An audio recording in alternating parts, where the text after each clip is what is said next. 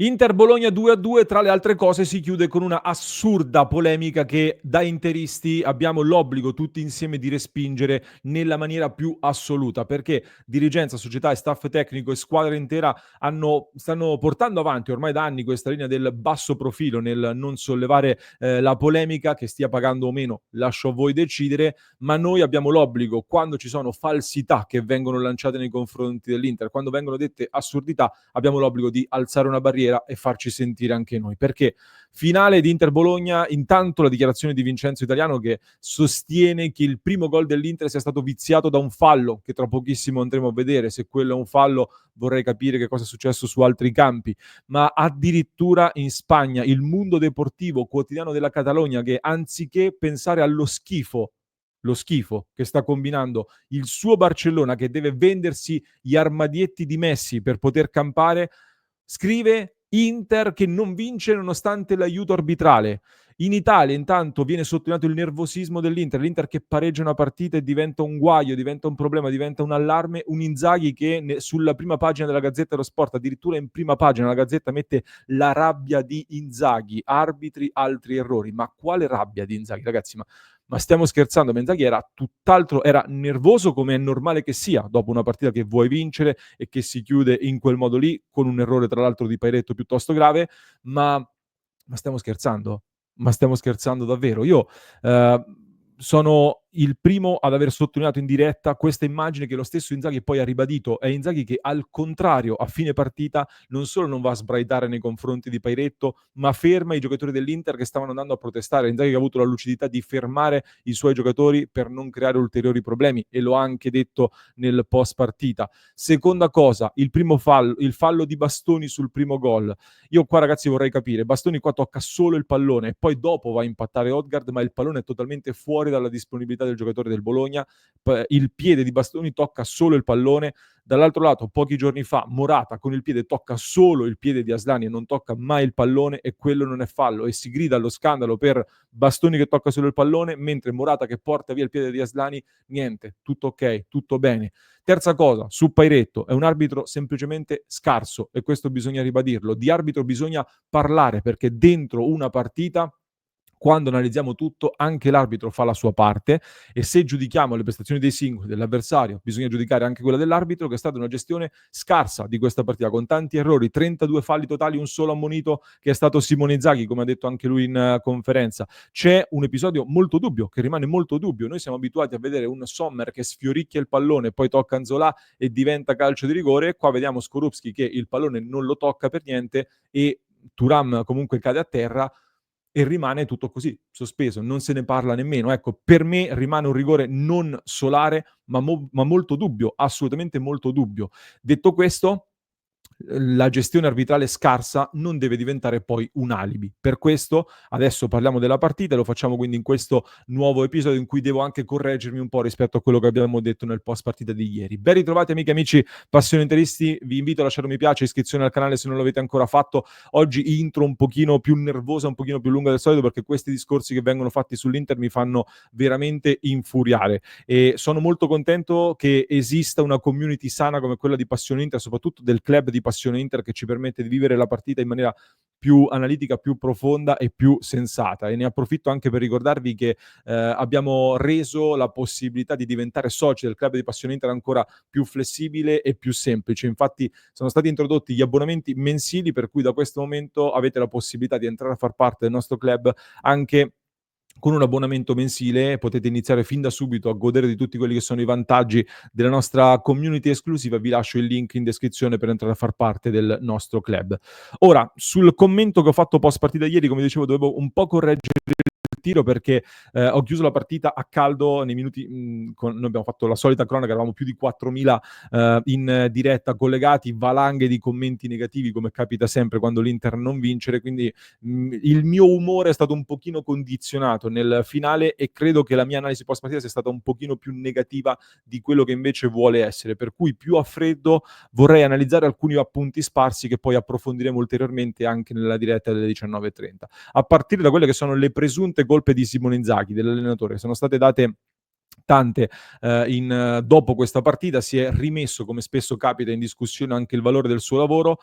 A me viene da dire una cosa, anche qua, cioè abbiamo criticato Inzaghi, l'Inter di Inzaghi quando attacca troppo e prende gol ed è uno scemo. Se si chiude di più e prende gol, doveva attaccare.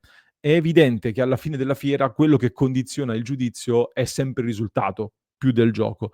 Io ad Inzaghi in realtà imputo, una cosa dopo questa partita, un qualcosa, che gli critichiamo da tempo e che purtroppo vedo oggi non sta ancora migliorando, e questo quindi è una cosa che secondo me va sottolineata sul lavoro di Simone Inzaghi. Il non aver integrato prima alcuni giocatori. Mi viene in mente un Buchanan, per esempio, che, magari non è all'altezza, magari non è il giocatore che serve all'Inter, eccetera, eccetera, ma è difficile aspettarsi che un giocatore così possa essere buttato nella mischia 20 minuti dalla fine in partita e ti aspetti che sia lui a risolvere le partite perché è potenzialmente il giocatore che dribbla. Se non ha mai la continuità, non ha mai la possibilità di lavorare, la vedo difficile per lui entrare ed incidere. Ma soprattutto il focus secondo me è su Zielinski e Taremi. Zielinski e Taremi dovrebbero essere, dal mio punto di vista, l'arma in più rispetto alla scorsa stagione, a questo punto della stagione, e invece non lo sono. Mi spiego. L'anno scorso, secondo me, abbiamo vissuto un momento di difficoltà fisica e di giocatori un pochino cotti, un pochino più avanti nella stagione, quando siamo arrivati all'Atletico Madrid. Oggi lo stiamo vivendo un po' prima, in questo mese di gennaio, e l'anno scorso, io mi ricordo, in quel periodo dell'Atletico, dicevo avere un attaccante più in più, affidabile, avere un altro giocatore in più affidabile anche a centrocampo sarebbe importantissimo per gestire meglio questi momenti. E quindi quando sono arrivati Zielinski e Taremi li reputavo proprio quei giocatori per fare quel salto di qualità in più anche in momenti come questo. E invece arriviamo a questo momento della stagione con Taremi e Zielinski che, se giudichiamo il loro rendimento ad oggi, è insufficiente ancora per quello che hanno fatto. Allo stesso tempo, secondo me, non abbiamo ancora abbastanza elementi per dare un giudizio complessivo su questi giocatori che meriterebbero di avere più spazio per poter avere più continuità ed integrarsi meglio in quest'Inter. E quindi il problema è questo: dovevi integrarli un po' meglio prima per arrivare a questo punto con giocatori che ti possono incidere in queste gare. Detto che Zielinski fa, una grande giocata, poi entra anche nell'azione del gol, ma su Zielinski poi ci torniamo, ma Taremi si mangia, 1 gol e mezzo, soprattutto uno che stanotte me lo sono sognato, ma questo poi è un tema ricorrente dei gol sbagliati e delle occasioni fallite, un tema con cui purtroppo dobbiamo convivere, perché, trovare un attaccante che sia killer in area di rigore, ma che faccia anche il lavoro richiesto dal gioco di Inzaghi, per le nostre disponibilità economiche è quasi impossibile. Per cui dobbiamo renderci conto che bisogna scendere a patti con la necessità, uno, di costruire tante occasioni da gol, dall'altro lato invece la necessità di essere perfetti dietro. Ed in questo l'assenza di Hakan Çalhanoğlu secondo me si sente più di ogni altra cosa, perché per quella che è la differenza, soprattutto con Aslani, di cui tra pochissimo parliamo. E il problema, anzi parliamone, parliamo di questo, nel senso, il problema secondo me sta soprattutto lì, nel senso che, ora si sta parlando tanto dei limiti della rosa, subito dopo la partita tanti: "Bisogna comprare questo, bisogna comprare quello". Io non, in realtà non ritengo così drammatici i limiti di questa rosa.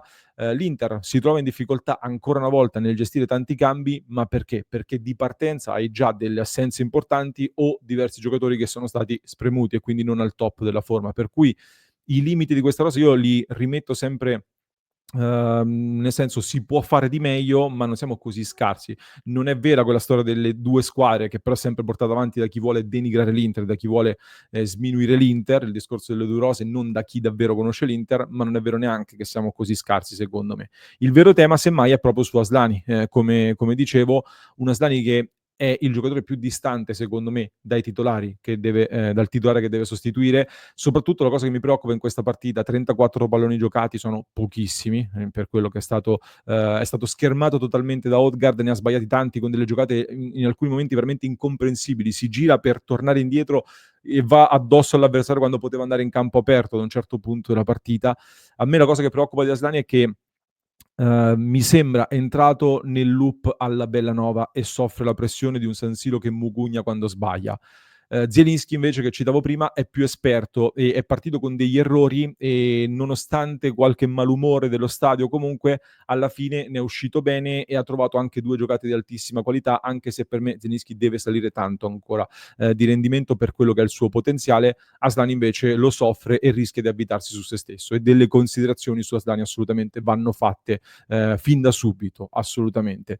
Dall'altro lato ragazzi, diamo anche i meriti all'avversario. Io ho questa brutta abitudine di dare sempre i meriti anche agli avversari, perché qua si pensa sempre che si giochi da soli, ma questo ormai è un tema che riporto molto spesso. Per fortuna il calcio che piace a me prevede che possa succedere un po' di tutto se l'avversario lavora bene. In particolar modo l'avversario, ragazzi, il Bologna è una squadra intanto in un ottimo momento di forma, perché le 2 partite, pareggio con la Roma e sconfitta col Verona, comunque avevano diciamo fatto, delle prestazioni in cui non hanno meritato del tutto di non vincere, anzi forse meritavano di vincere, ma soprattutto hanno avuto la possibilità di ruotare diversi giocatori rispetto all'ultima partita, e Vincenzo Italiano sta facendo un lavoro che ha portato questo Bologna ad essere più forte del Bologna dell'anno scorso, che a San Siro, se vi ricordate, pareggiò 2-2, lo stesso in campionato, e ci aveva ribaltati vincendo in Coppa Italia. Quindi è un Bologna più forte, secondo me, quello di quest'anno, che ha lavorato bene, che ha giocato forte, che ha giocato con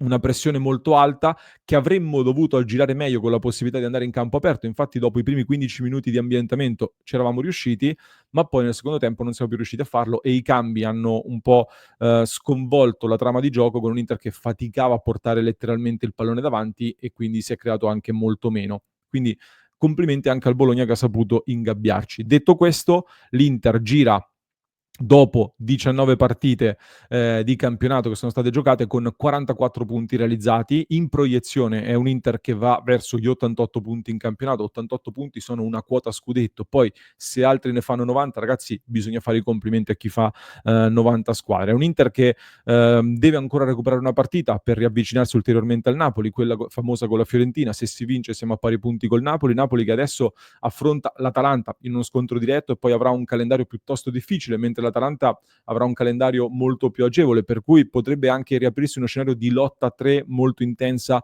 nel prossimo mese. Per fortuna l'Inter adesso sta accelerando il recupero di alcuni giocatori.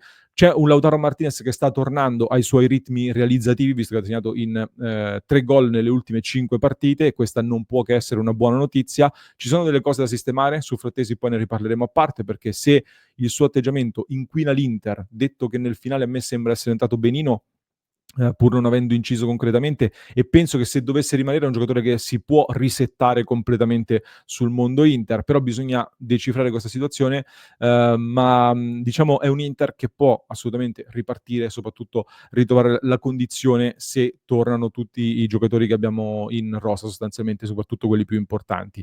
È chiaro che il bello e il brutto di essere l'Inter è anche che dopo 6 vittorie di fila arriva un pareggio contro un avversario di livello, perché il Bologna è un avversario di livello, e si scatenano le sentenze definitive e tutto da buttare via. In realtà non è così, è un Inter che sta vivendo un momento non brillante assolutamente, ma da cui si può uscire recuperando alcuni giocatori come Pavard che torna più in forma, un Acerbi che torna a disposizione, Mkhitaryan che ci sarà già dalla prossima, e soprattutto ecco, già il prossimo weekend potrebbe dare un altro indirizzo importante alla corsa a scudetto. Fatemi sapere che cosa ne pensate voi. Mi sono appuntato una valanga di altre cose da segnalarvi, ma ne parleremo nella diretta delle 19:30, e poi ne parliamo anche nel club di Passione Inter, quindi iscrivetevi al canale e link in descrizione per entrare a far parte del club di Passione Inter, così trattiamo tutti questi argomenti e non solo. Vi lascio con un altro approfondimento che trovate in descrizione per chi ci ascolta in podcast, mentre per chi ci segue su YouTube vi basta cliccare qui.